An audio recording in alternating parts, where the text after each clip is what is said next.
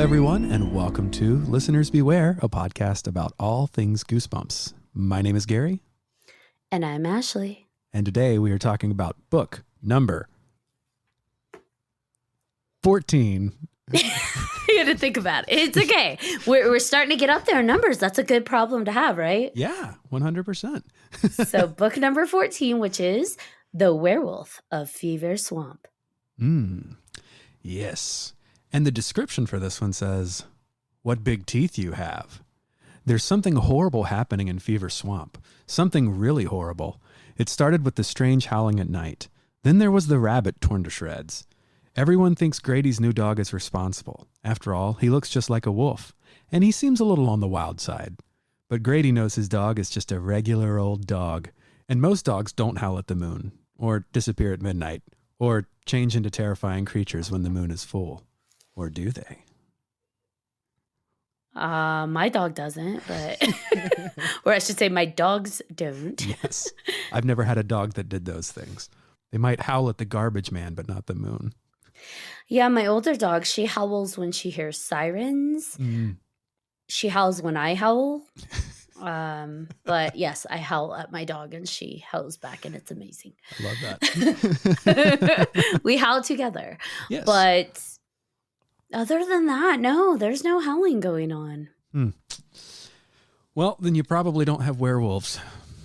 No, darn. My goal in life is to one day have a werewolf, although I might be one. I don't know. Yeah. I have a very strong affinity to the moon, so jury's still out. It's true. I'm a swearwolf, though. That is, yes, confirmed. Confirmed. Check, check, check. So we have Grady Tucker and his sister Emily. So once again, we have siblings, but they're actually kind of nice to each other. Mm-hmm. Considering other books where siblings are just full on bullying each other, Yeah. these two get along mostly well. Mm-hmm. And his sister's older. She is a teenager. They make a note that she's able to drive. And here they are in the Fever Swamplands of Florida. This sounds like a place I don't want to go. Yeah, no, I'm good. I'm good without swamps because for me, werewolves aside, I don't really associate swamps with werewolves, but werewolves aside, I have an aversion to crocodiles and alligators and those swamp kind of, animals. Critters. I'm good without those. Yeah. Swamps have never been my appeal. Like, hey guys, you know what we should do? We should go to Florida. We should visit a swamp. No. I'm usually a hard no at just let's go to Florida. I don't know. Disney World's there. Besides Disney World. Other than that. Yeah. And, it's a really weird premise. I'm not going to lie. Yeah. Their father's a scientist. He's setting up in a Florida swamp to mimic an environment in South America so he can follow the swamp deer. Because apparently that's a thing. There's a swamp deer in South America. Okay. I mean, this opens up more questions than it answers, but it's fine. Because when he was talking about the deer at first, I'm just like, what are these, reindeer in Florida? I don't understand. And then, he describes them and mentions they have almost like web-like hooves. Yeah. Webbed hooves. And I'm like, well, are we on another planet again? Is this one of those worlds of RLs where we're actually not on Earth, we're on another planet? Right. It is so funny to me, the idea that another planet would have a Florida, though. True. Because they were specific about Florida. Yeah. Now, I will give this to RL and piquing the curiosity of the education of children, as well as yourself. There are such things as swamp deer. Oh, you Googled it? It's called the Barasinga. Okay. And it's a deer species distributed in a swamp-like area, but it's actually in India. Oh, well. So I don't know how far he did his research, but there is a species of deer that is considered a swamp deer, and it's in the within the Indian subcontinent. And I don't know, I hope I'm saying it right. The Barasinga Rucervus duvalsili. Huh. Definitely sounds didn't like really excel in Latin, so Are they webbed-footed? I don't know if they're webbed-footed. Is footed feeted? Webbed Foot, feet? wooded. Footed? Footed feeted. Footed feeted. Are they webbed footed feeted? That I don't know. Hmm. So I'm actually not sure. But there is a poaching problem for them. Oh, wow. So that's kind of sad. I'm glad you looked that up. I was at the gym whenever I was reading this part, and I'm thinking, like, is this science? But I didn't have time to really Google it, so. Is this science? I mean, the wonderful world of horror, and I say this loosely, but, Goosebumps does fit into this adolescent horror. Yep. The wonderful world of adolescent horror, try and say that a lot of times, is that you can really create the rules of your own universe and get away with it because anything goes when it comes to horrors. You can have monsters, werewolves, so you can have swamp deer with webbed footed feeted.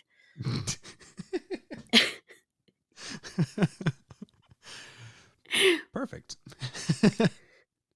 Now, it does say online that the Barasinga deer have two-toed hooves, and they have a moist, naked nose. That sounds really obscene. Yeah. So we digress. We've got the swamp deer, and Dad's a scientist. Mom's along for the ride, and the two children are like, why the hell are we out here in the middle of nowhere? I do feel bad for his sister, though. I feel badly for her because she's senior year. She's having to move to, the boonies of the swamplands. Yeah. That's awful for any teenage girl. Right. Senior year, she has to leave her fella. It's her boyfriend, was it Martin I think or it was something? Martin. Yeah. Just leave her fella. That's not going to last long. They're Nope. like, I love you. I'll never forget you. I'll never let go. We'll visit each other. And then like a month later, it's like, who are you? Right. Not that I've been in that situation ever. I definitely haven't a lot.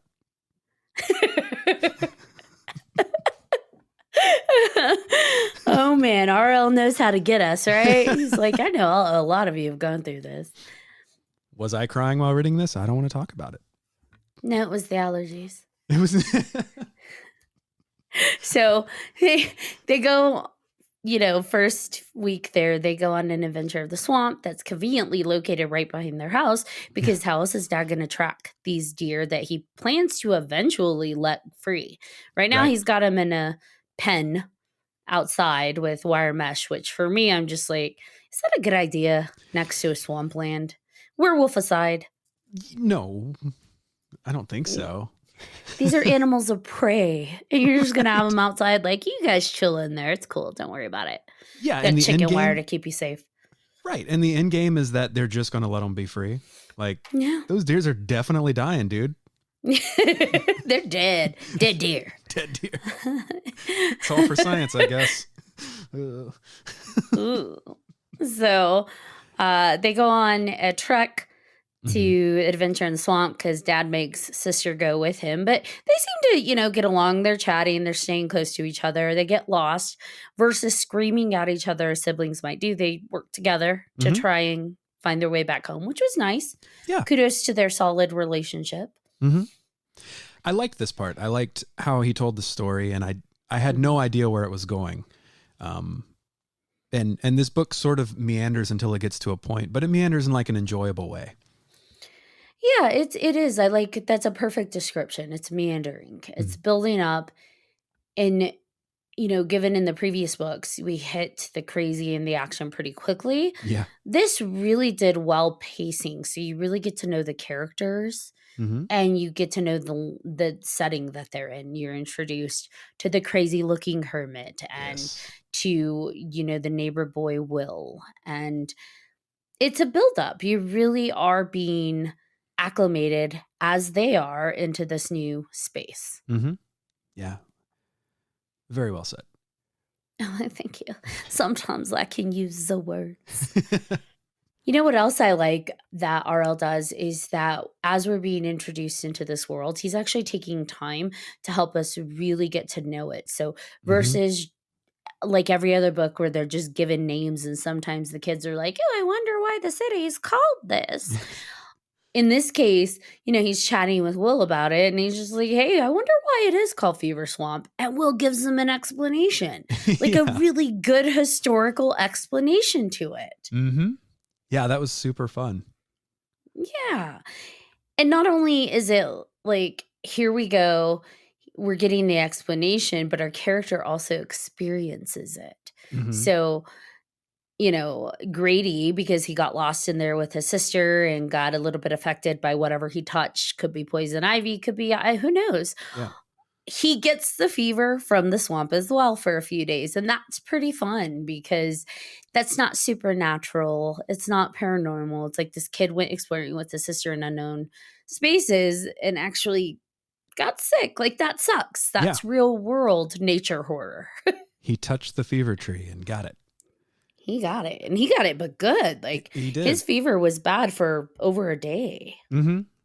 Yeah, I mean, I believe the historical element was that it caused fever, like madness, I think, or death. So thankfully, he just had the madness and not the death.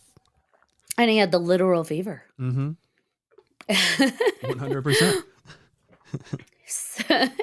So, unfortunately for Grady, everybody else in his family sleeps like the dead because he's the only one that wakes up to hearing the wolf howling. Yeah. At first, I believe Emily eventually hears it, but at first he's the only one. Mm-hmm. And he goes outside, dog jumps at him, and he's like, can we keep him? But not before a great pause for chapter break. Right. And they keep him. I do, in that specific scene, I know that he's with Emily, right? And they open the door and he doesn't see anything and goes back inside because in his feverish state, he's decided, I'm going to go out there. Yeah. Yeah. And I think it's not till the next morning, right, that he sees the dog. And they assume that the howling that night and the scratching at the door was the dog. That's correct, yes. But it may not have been. It may not have been, yes. It may not have been the dog. They assume it was the dog. Mm-hmm. And they name him Wolf. Why? Well, because of a red herring. Right. And also because, they think he looks like he might be part wolf. Yes. Yeah.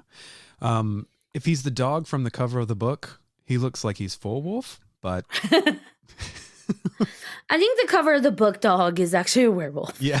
I think the way they describe Wolf is he's a little bit more gangly. At least that's how I envisioned him. Right. Right. Yeah, Kind of scraggly. I was picturing sort of like a Saint Bernard meets a German Shepherd meets a wolf. I was going more like Great Dane mixed with wolf. Yeah, that could work too. A big dog, Who nonetheless. knows? It's a big dog. Big dog. Right. They, they decide unless I think was it Dad's going to find out if he belongs to anyone. And until then, it's like, sure, you can keep him. Yeah. It's like a conditional allowance. Mm-hmm. I had that a few times, that anticipation of like, I had a cat that wandered up whenever I was a kid and I was like, can I keep it? And my grandma was like, we'll find out if it belongs to anyone. And that was like the worst 3 days of my life. Like, am I going to lose this thing that I'm immediately attached to? I love it. Please, nobody claim it. You'll never love it as much as I do. It's true. Even if you loved it for years before me. You don't have the same heart I do. So Grady and Will, once again, get together. They decide to go explore the swamp, and Wolf comes this time. Mm-hmm. And I like this one because I think they once again encounter this, or they see, that's right. They see the crazy swamp hermit guy that they had found his house, right? I think when Emily and he and Emily originally went into the swamp, they saw the house and ran, because I can't remember if he opened the door or not, but they ran. So this time he's like trudging through his swamp not really paying attention to the kids, but the wolf notices him and immediately starts growling at him. Right. Which He's is like, I will protect you. right. This guy looks creepy. Let me I will growl. protect you, Grady. Yeah. And then like he's on full on I will attack mode, and cool. Like he's wanting to protect you. I love that. Yep. And I mean, here RL is playing with our emotions. Like, is this guy the werewolf or not? And the way that he balances that, I think, is very well done. Yeah, and I like that he's putting in all of these placeholders so that you don't know. It's not like, is it wolf? And just that, right? And it's not, is it the hermit? And just that, he's introducing multiple characters. So you're not sure. Yeah. Who is it? Who is the werewolf? And I like that. I did too. I do think RL went pretty dark describing the dead heron. Yeah. Like they leave the woods. They stumble upon the dead heron, or sorry, not the woods, the swamp, as they're leaving the swamp. Right. And they find the dead heron. The way he described it, that like it was basically ripped out from its throat down to its belly. It's like, gosh. Yeah. You were tapping into some horror there, RL. This is pretty brutal. The past two books have been kind of harsher than most of the previous ones aside from book number 1. But yeah, this is red herrings and dead herons, you know what I mean? That was good. Well played. I'll be here all week. Tip your waiters. He's gotten a lot darker, and I don't know if that's just him finding more of his horror balance, right, or just trying to make sure he's hitting every aspect of the demographic he's trying to reach. So some that are a little more playful, some that are super dark, and kind of oscillating between. Yeah. But this was dark. It was. The description of the dead heron alone, I'm like, ooh. Right. Okay, you're going in. This is Fear Street now. Yeah. This is Fear Street. So then we go back to nighttime. Yep. And they go to bed. He's happy. Wolf gets to sleep in his room, but then he wakes up to Wolf slamming himself into the window in the living room, and parents are like, he's crazy, kick him out. And they let him out, and off he goes into the night. And it's just like, whoa. Yeah. What is going on with Wolf? Like, he's really trying to get out. He couldn't scratch at the door or bark. He's like trying to break literally through the window. Right. So next day comes and Grady's outside, and he's looking for Wolf and finds another morbid scene of a mutilated rabbit. So RL's sticking with these animal, morbid animal fatalities. Animality. Finish him. And I love that everyone blames Wolf. Right. They're like, your dog's a murderer. And for me, it's like, you realize the dog was inside with you all night and did nothing to any of you while you were sleeping. Easy prey. Yeah. Did nothing to you. He's a murderer, really? That's a good point. Okay. I didn't even think about that. I mean, it's true. They're like, you need to watch out. You need to be careful. Be careful with that dog. And it's like, he was literally with all of you. While you were asleep, he could have murdered any of you. Like, come on. And feasted for days. 4 days. He could have been having a happy feast. Yep. A Tuckertizer. He would have eaten himself so full, he'd be tuckered out. Well played. He tuckered himself out. There we go. We got it. Yeah. And, I love Grady stands up for him. My dog's not a murderer. And honestly, it reminds me of the Lost Boys when his Nanook protects him from Michael because Michael's gonna eat him. And all you experience is Nanook attacking Michael down the stairs. And when he comes out and Michael's holding his bloody hand, and he's just like, what happened? Nanook did this. And he's like, what'd you do to my dog, you asshole? And And to me, that's what this felt like. Mhm. Wolf is literally like Nanook. He's slamming himself into the window to get out because what I'm assuming is the werewolf's out there and he's trying to defend his family. Yeah, I mean, dogs are so faithful and loyal. And I mean, this dog's only been with this family for a few days, if that. Mm-hmm. And he's risking his own life to save them. It's kind of a beautiful He's already thing. loyal. Yeah. He's like, bro, I got you. Yeah. So this is where we meet Cassie, and she's like also a neighborhood girl, and she believes in werewolves, and she's the one going on about, werewolves in Fever Swamp, or at least one. She thinks it's the hermit, and so she's just insistent the hermit's the one who did it. He's the werewolf, and unfortunately, they don't realize the hermit's actually listening. Right. And he does what any crazy old hermit would do and start chasing after them, yelling that he's the werewolf. He is the ultimate troll. Mm-hmm. And I love it. He's chasing them, yelling he's the werewolf. Grady slips and trips, and the hermit's just looking down at him like, dude, I'm just kidding. You can go. And Grady's like, what? And he's like, I'm just joking. Right. Get up and go. I kept thinking of the Nicolas Cage vampire movie. What the hell was that called? Reinfeld? No. Vampire's Kiss. You're going old school. That scene yes. where he just runs off, I'm a vampire, I'm a vampire, I'm a vampire. Like, that's what I was kind of picturing. Honestly, it reminded me that scene where he just like stops. And then, he's like, dude, I'm just kid, I'm just messing with you. Like, go, you can go. Right. And Grady's like, huh? And he's like, you can go. That reminded me so much of my dog. And I'll tell you why. Okay. My older dog, she used to terrorize the squirrels. Like, she'd bark and bark and bark and bark at them and chase them up like the tree. And they'd her joy in life was to chase after the squirrels. Right. And they'd run up in the tree and look down at her. Well, one day she's chasing a squirrel. It goes up the tree and it fell. Oh, no. So it got halfway up, falls. And she just looks at it as it falls and stops barking and just looks down at it and is staring at it. And it gets up, shakes off, and then runs up the tree. And then she starts barking at it again. That's funny. She's like, what are you doing? Mm-hmm. Well, that's not part of our game. Right. She didn't attack it. She didn't go over. She just stopped and looked at it like, huh? You're screwing everything up, squirrel. What are you doing? And then, once it got up and ran back up, then she's barking again. And I'm like, oh my gosh.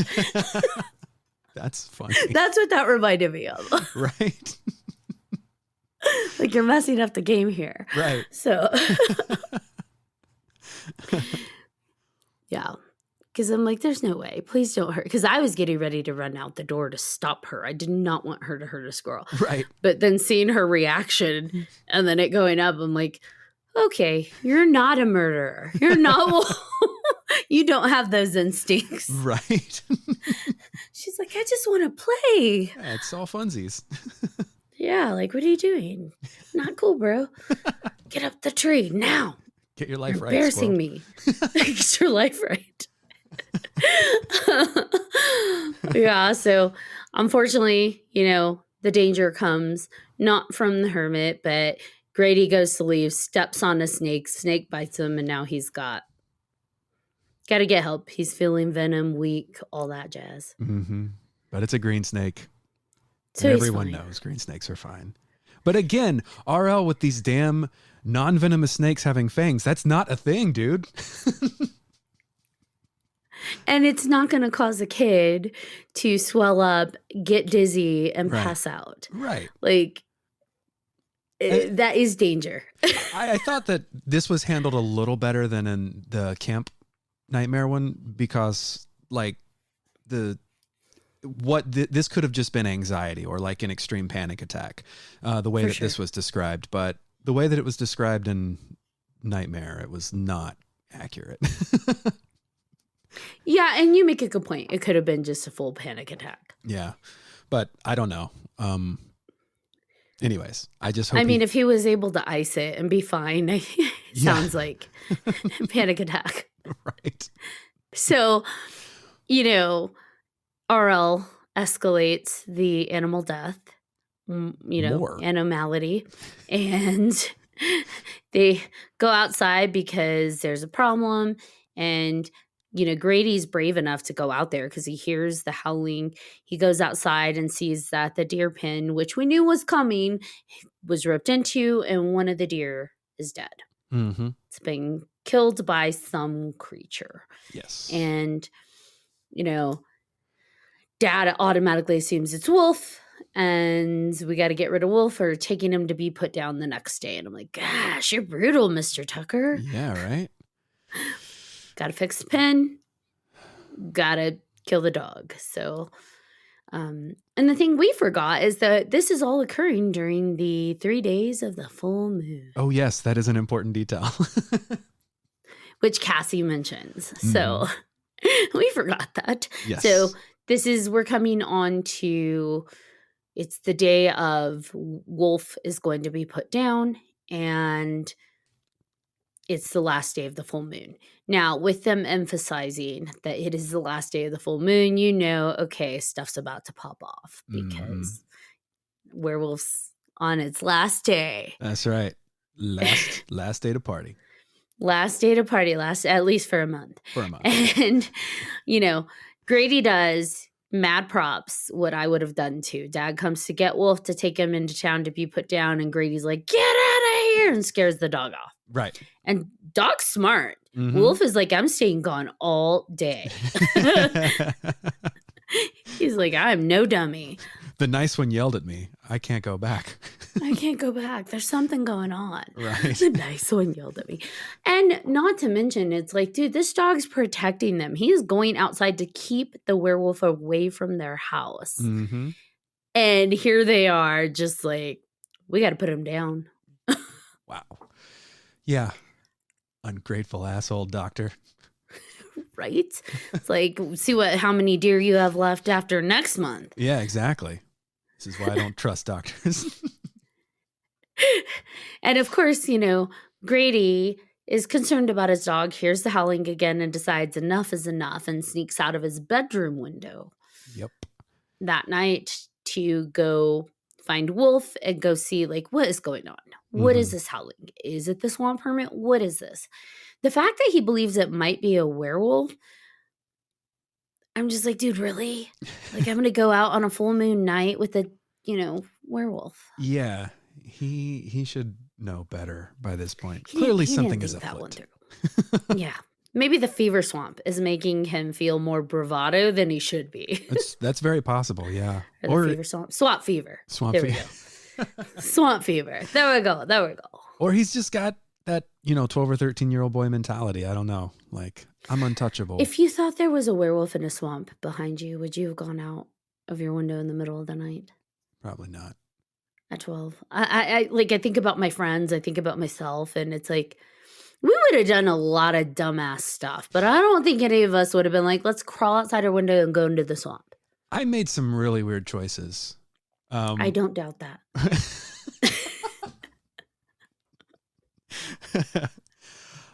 But I don't think that I would do that. I would tug on the mirror chain. Anything for love, but I won't do that. Yes. Anyway, I'm just saying. I mean, okay, now walk that back for a moment. If you had been somewhere your entire life, yes, you might, right? Yes. So, like, if I grew up next to a woods and I have explored every inch of it because I grew up there, I spent, let's say, 12 years just living that, then yeah, maybe. I'm going to go out there. Those are my woods. Yeah. But in this case, they've only been there like a week. Right. It's true. So, or less. Like, they just moved there. And you still don't know the swamp. You still are getting lost in the swamp. Right. There's a crazy hermit and a howling thing that's mutilating animals. And non-venomous snakes with fangs. That make you pass out.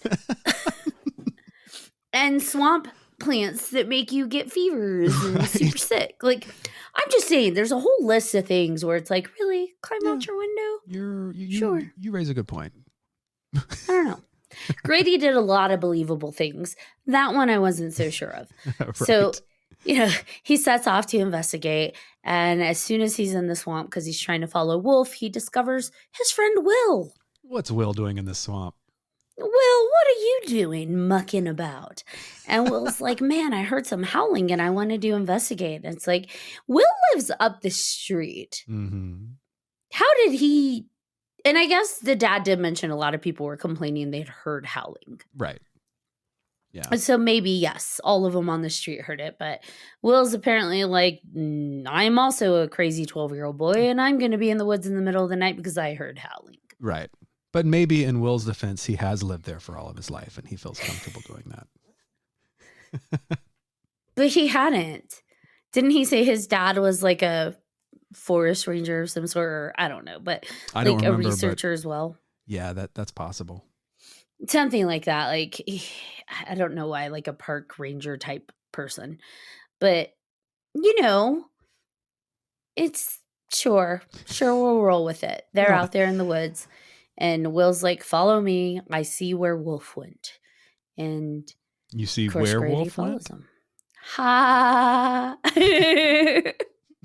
I see where Wolf went. And so off they go. He loses Will very quickly. And so he's trying to find, where's Wolf? Where's Will? And lo and behold, a werewolf jumps out Yes. and attacks. And through it all, Mm-hmm. which was a very nice description because it's not like a full werewolf. He's able to see through the fur. He's able to make out the features of who is beneath the fur. Yeah. And we have been misled all along. Who is it? It's Will. What? It's a werewolf. A werewolf. Oh my gosh. So we have this 12-year-old boy that is a werewolf, and he's only 12, already murderous, already mutilating animals. Let's not forget, this may be one of the first books where a human is implied to also be murdered. That's true.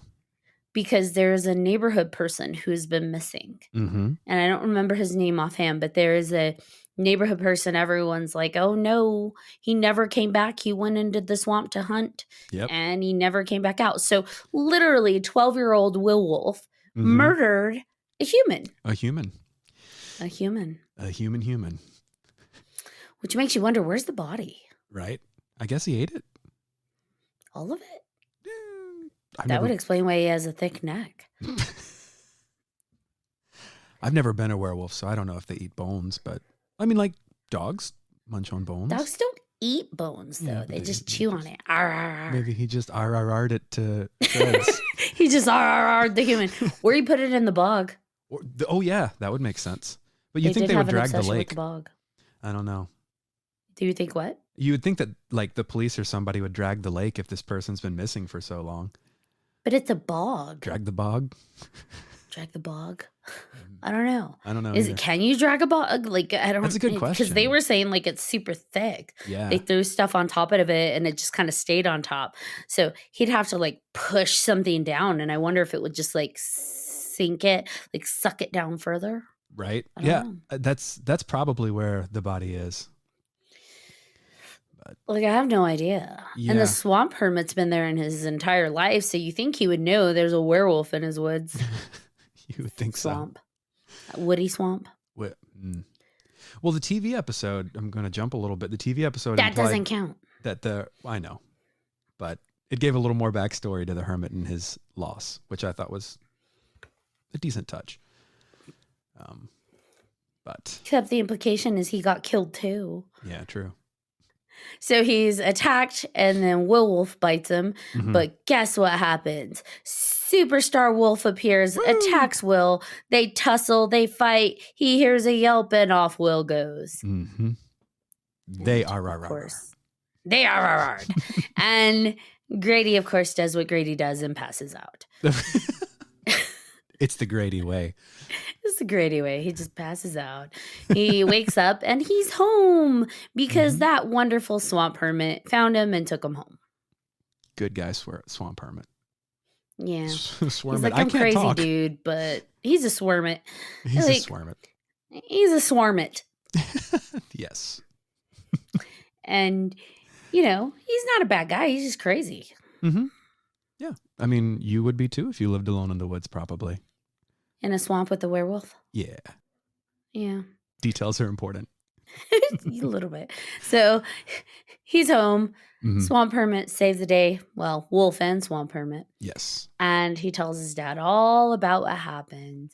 And dad's like, dude, you're nuts. Right. But to dad's credit, he goes to check on Will, which I appreciate because as a parent, even if you don't believe there's a werewolf or that this kid turned into a werewolf, what you do hear is that 2 kids were, alone in the swamp and only one came out. So you would want to go check and make sure, is that child okay? Yeah, yeah, absolutely. But what does Dr. Tucker find, Gary? An unoccupied home. Hadn't been lived in for months. Or at least a while, he said. Yeah. So no one's been living there. And dad's like, I don't know how to explain this. And of course it's, you could keep the dog. Because the hermit also kind of saves the dog in that aspect. Because the hermit did say, Wolf chased off some animal that was attacking Grady. So Wolf is hero number 1, and dad is a little creeped out by Will, but won't admit that maybe Will Wolf is a thing. Could be. So he's like, you know what, guys? Maybe we do keep Wolf. Right. For safety. For safety. Yeah. Makes me wonder if maybe the missing person was Will's parent or caretaker.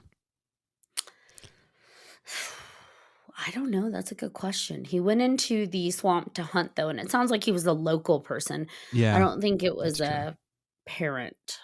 Yeah. I just wonder where Will's parents actually were. Maybe they're in the bog, too. Maybe he never had one. Maybe, as a pack animal or a werewolf animal, once you're a certain age, you're like, off you go. Yip, yip, yip. And he got kicked out. Man, it's tough being a werewolf pup. Yeah. Wolf adolescent. Or maybe his parents got hunted. This could be a whole origin story. How did Will become the murderous werewolf he is today? Yes. At 12 years old. He's led a tough life. I mean, not really. He's animality. And true. Eating people. I think he's fine. I'm more concerned he's off running amok. Right. I mean, by the age of 12, he had eaten more herons and bunnies and deer than I had at 12. So. And people. Well. Well, I was just saying, it was fun, but given all the murder and darkness, it would have been nice if Will actually got chased into a bog or something, because literally this murderous creature is now off to go murder elsewhere. Right. And then we find out. Whoops. Turns out those bites are quite contagious. Yep. He doesn't just have swamp fever. He's got werewolf fever. Oh, indeed. So Grady discovers a month later that, that bite actually turned him into a werewolf. And now, whenever there's a full moon, he's going to go hunting in the swamp for animals himself. But apparently he's not really an awful one, because Wolf's excited. He's barking and happy. Right. He's like, let's go, man. We're going to go run together. Let's do this. And off they go. Yeah. Wolf's like, you're half me now. Right? You're half me. Wolf's like, you're cool. I want to attack you. Right.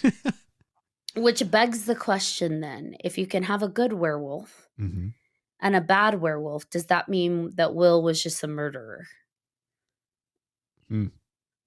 Well, werewolf or instincts or not? I don't know. Have you done studies on werewolves with 300? Well, no. No? Not to that extent. Okay. But we have talked about this when it comes to movies and creatures, because you see it with the vampire world, Mm-hmm. how there's vampires that murder for fun, vampires that murder to live, and then vampires that are like, I won't eat a human Right. and feed only on animals. And Right. so the question is the creature itself bad, or is it the person that Yeah. was bad? I like that discussion. Yeah. It's an abuse of the creature and what you gain from becoming a creature versus an abuse of, or I guess, versus now you're evil. Like the creature is just evil, if Right. that makes sense. Yeah, for sure. Because we saw that werewolf style. We saw that in Wolf with Jack Nicholson. Oh, yeah. Two Yeah. wolves hunting. One of them was killing humans. That's right. And one was not. So, Yeah. Oh, man. I haven't thought about that movie in years. mm-hmm. Mm. And so, it's just a psycho utilizing the powers of whatever it is they've got versus the powers inherently being bad. So, Right. look at us, philosophizing creatures. I would be a good werewolf. Just saying. Look at that face. I would like to think I'd be a good werewolf because I don't like to harm Right. people or things. But man, I guess you never know till you know. I guess that's true. Maybe I'll tap into that dark Gary energy. Yeah, you're like, I'm a good boy. And then you turn into a werewolf and it's like, you're all going to die. So I don't know.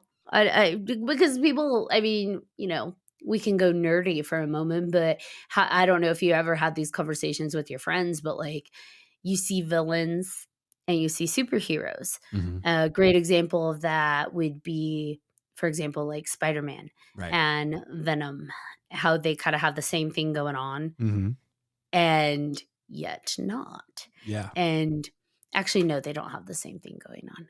Who's the bad Spider-Man? Well, I guess you could, like, if we're talking symbiote energy, it could be Carnage and Venom, because Venom sometimes is an anti-hero and Carnage is just pure chaos. Yes, let's go that route, because Venom is known to do good things, whereas Carnage is full psychotic. Right. So, yeah, great examples. So you have two creatures that both have like the symbiosis going on with the symbiote.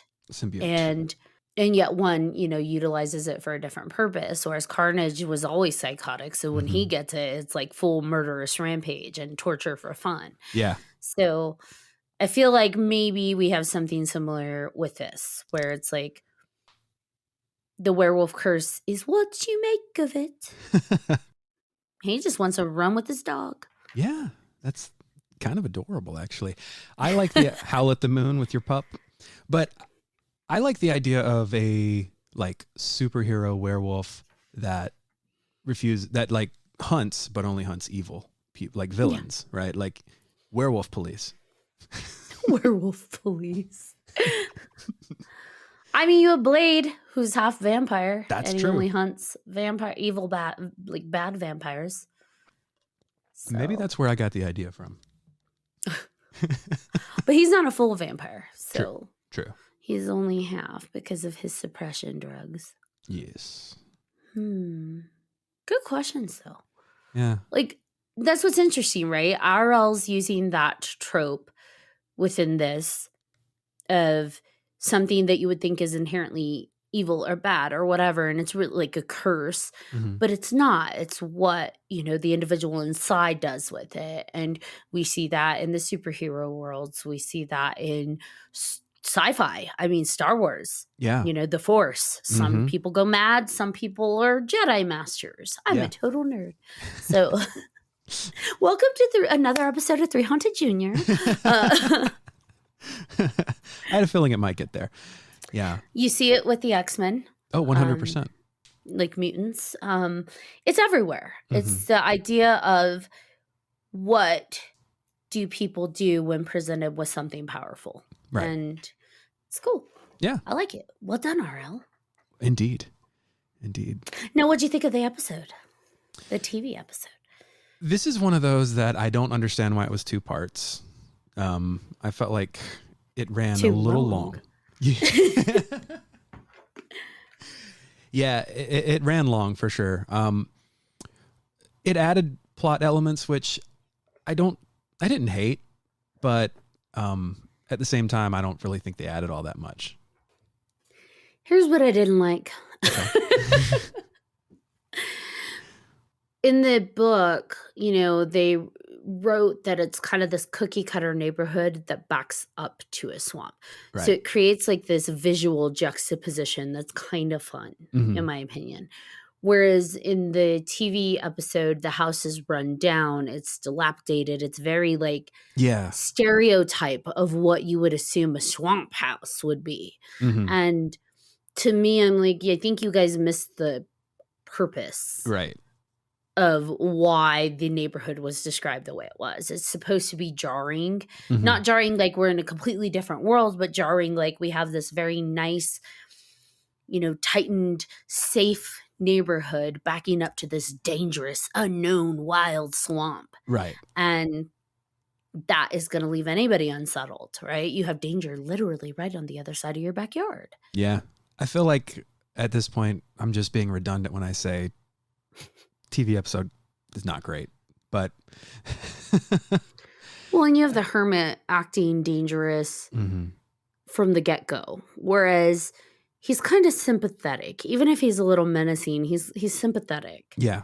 In the book, like, just leave this crazy dude alone. He's just living his best life in the swamp. Leave him alone. Yeah. You're on his property-ish. Yeah. Yeah. Like, this is his area, and he's not bugging you. He's not terrorizing you. The only time he does in the book is when she's, like, insulting him and calling him a werewolf, and then he just kind of momentarily trolls them. Right. And that's funny. Yeah. And you realize he's not a bad guy, but, like, the TV episode, I think, tried to lean in too hard that he's crazy and dangerous. Right. And, like, they go into his house in the episode, or Yeah. he does, and he traps him in there. And Right. he's like, he sits there and eats some who knows what meat, and he's cackling at him. And I'm like, come on, man. Yeah, that felt unnecessary. And then they completely remove our Irish Floridian Cassie O'Rourke from the story. Irish Floridian.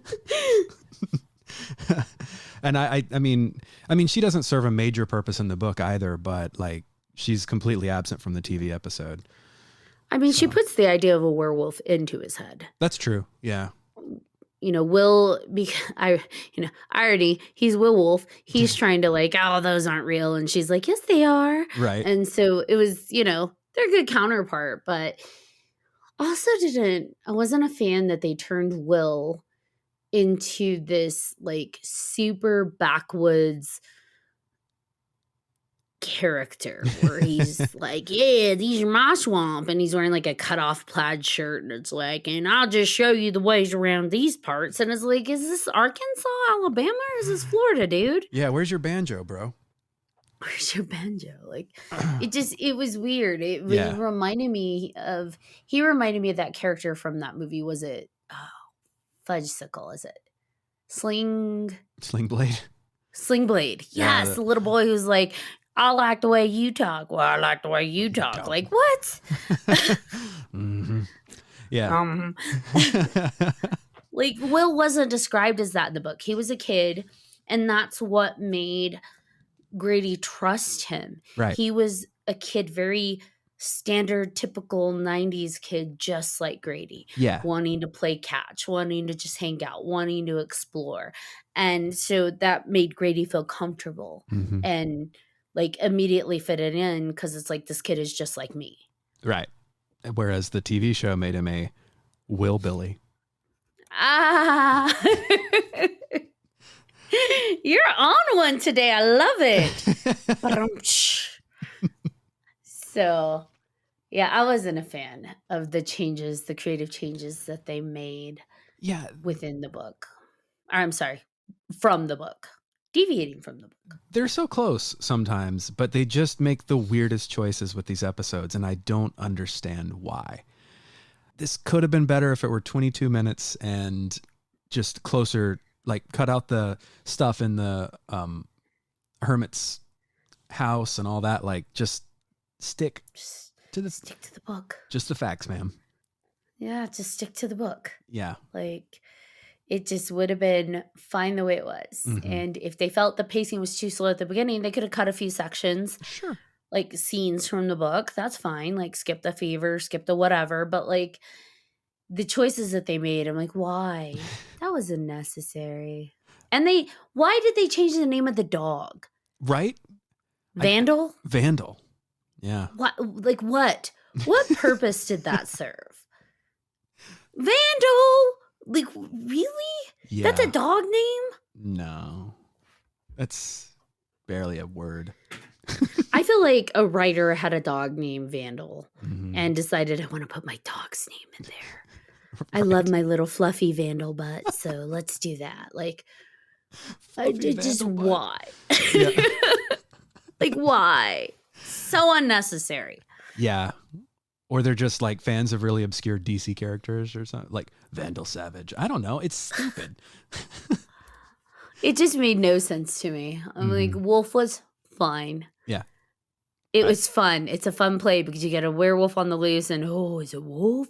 Like, where is Wolf? Like, I don't know. It just, because he's constantly wondering where Wolf is. Right. So, Well so done. it's just like, all right, whatever. Well, I got it from you.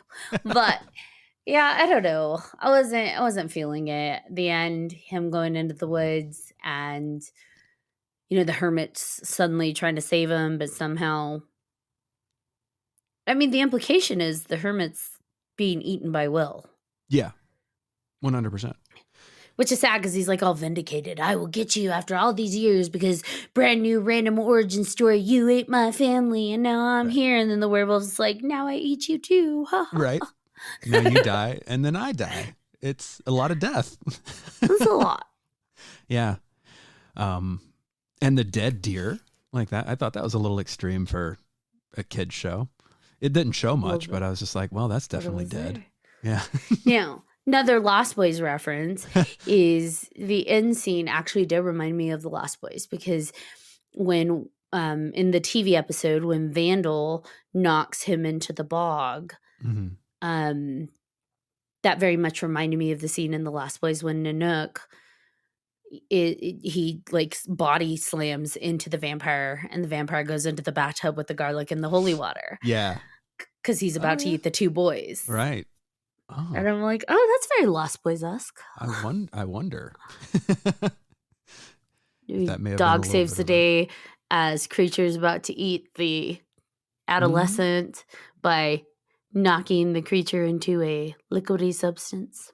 It's entirely possible that this was inspired by. It was inspired. Which, would that give it an extra star for you? No. Although nice pun there since the star is in the Lost Boys. But I meant that all along. Sure. Honestly, it was fun. It reminded me of it, but ultimately no, because the TV episode still was not my favorite. So. Right. I get it. And that's fair. It's not my favorite either. Will there ever be an episode that gets it right? Maybe. But I'm feeling less and less confident about that. I mean, for back in the day, in the early 90s, that kind of wacky stuff was our vibe. Yeah. I mean, you think about all the Nickelodeon shows with the slime and the ooze and the games where people are being gooed. Oh, yeah. That stuff we were about that. Mm-hmm. But as someone who's no longer living in that moment and reading these and watching these, it's like, oh, those did not age well. Yeah. Yeah, it's true. You strip nostalgia away from it, it's kind of nonsense. Nostalgia is the only reason I'm tolerating watching the whole episode. It's totally fair. I'm just going to put that out there. Yeah. But in all fairness, it landed well. They had how many seasons? More than they should have. You're not wrong. I'm just honest. So we both agree. Yeah. Book over TV episode. 100%. Where would you rank the book in where we're at right now in the series? Are we top of the pack, middle of the pack, lower? Is that a werewolf pack? Ow! This one is actually towards the top for me. I like this book a lot. More than I thought I would. I'm with you. This Yeah. is a higher one for me on the Wolfpack list. So, yeah, in terms of all the books, all 14, I would say this one is definitely a front runner for me. Mm-hmm. I agree. I don't know if it's breaking top 3, but it could. It'd be low top 3, but I'd have to revisit my list, but yeah, it's probably towards my top 3, if not part of the top 3. Yeah, let's maybe do that at the end of the season. We'll rank the first 20 books and Yep. see where they fall. See if our lists match up. Right, because it's also like when we're saying how much we like it, like we're thinking like immediate satisfaction. I'm curious to see like what sticks with us as the season goes on, too. I give this 4 out of 5 Goosebumps. Oh, look at that. 1, Ooh, 2, I got 3, shivers. 4. I got 4. Shivers? 4. Chills and shivers. That did not come out well. It's better than shills. Oh, that's a word though. Shills. Shills. We're shills for Goosebumps. All right. So then what is our next book? Our next book is You Can't Scare Me. Book number 15. You Yes. can't scare me. You can't scare me. I'm King Kong. Just kidding. So book number 15. Wonderful. I'm excited to read. Is there a corresponding TV episode? There is an episode, and thankfully it's one episode. It's not a 2-parter. So, Oh, thank goodness. Yeah. That'll be a little easier. Yeah. Do you remember You Can't Scare Me? This one is not. I don't actually. Yeah, this one's not ringing any bells. I'll be honest. I started reading the first page of it, and I don't. Yeah. It's not ringing a bell at all. So, yay, new one for us both. Yeah. I have a joke for you before we wrap this episode up. It's been a while. Let's do it. What do you call a werewolf in plain sight? I don't know. A werewolf.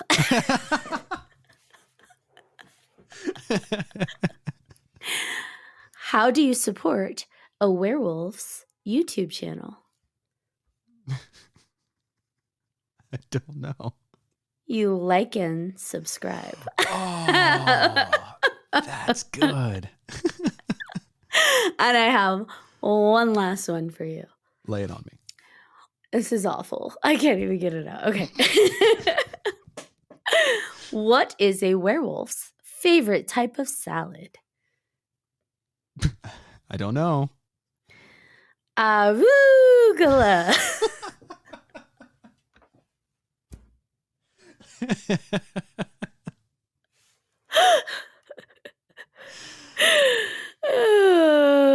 I like when the jokes come out.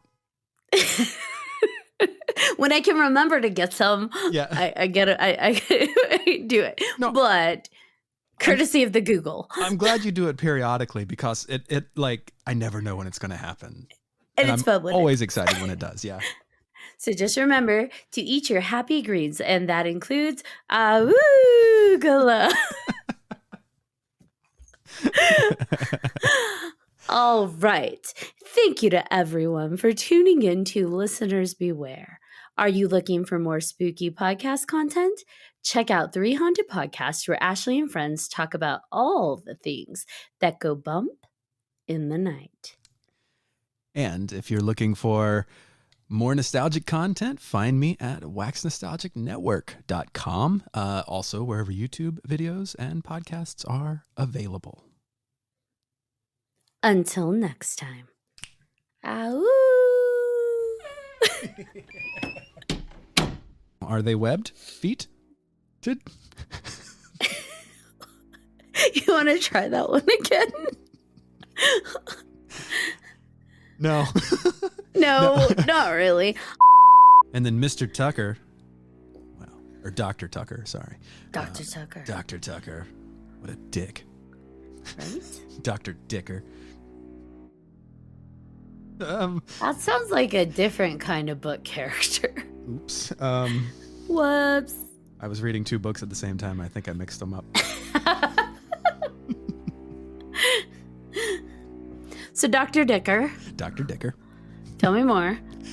Well, it's an erotic horror. You had me at erotic. Oh, wait. And horror. Yeah, I know. I'm just speaking your language here. Yes. Hellraiser, anybody? This is no longer family friendly. It hasn't been for a while.